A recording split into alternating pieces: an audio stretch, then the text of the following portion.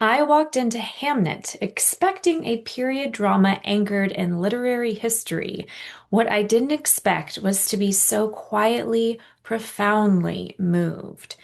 This film isn't really about Shakespeare in the way we often think of him. Not the monument, not the mythology, not the man frozen in curriculum.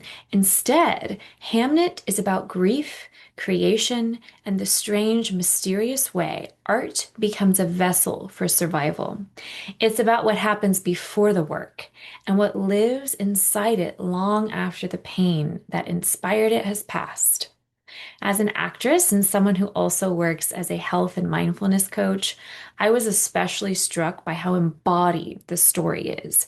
Grief in Hamnet isn't intellectualized. It lives in the nervous system and breath and silence and the body's inability to move forward at the same pace as the world around it.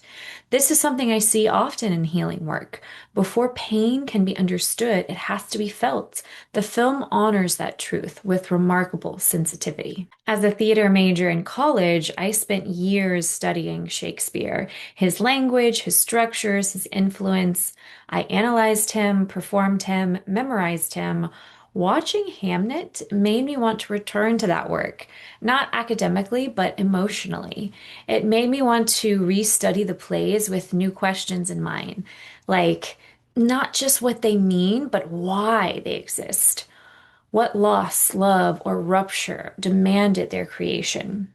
The film leans into the idea that storytelling is not simply expression, it's regulation, integration, and healing. Whether the events depicted are historically accurate or speculative almost becomes beside the point. What matters is the emotional truth that art can metabolize grief into something shared, something that can be held collectively. That idea feels profoundly aligned with both creative practice and mindfulness work. Transformation doesn't come from bypassing pain, but from allowing it to move through us. The performances are extraordinary in their restraint. As an actor, I was deeply impressed by how much is communicated without dialogue.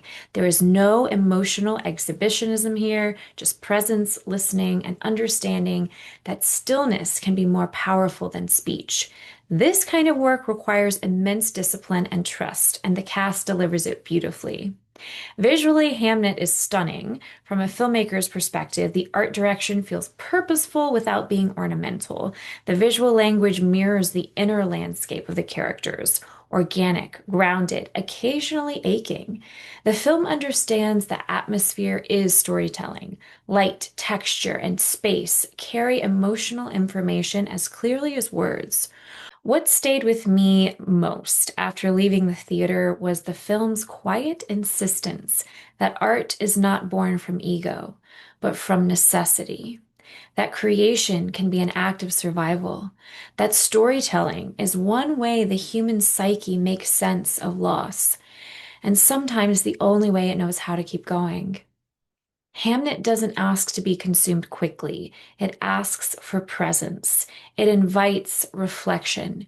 It made me want to return to Shakespeare, not as a canonized figure, but as a grieving parent, an artist, and a human being trying to alchemize pain into something. Whether the story is historically true or imagined ultimately matters less than the emotional truth it delivers. And in both art and healing, emotional truth is often where the deepest transformation begins. What did you think of Hamnet? Comment below, let me know your thoughts. And if there are any other films you would like me to review on here, let me know. Thanks for watching.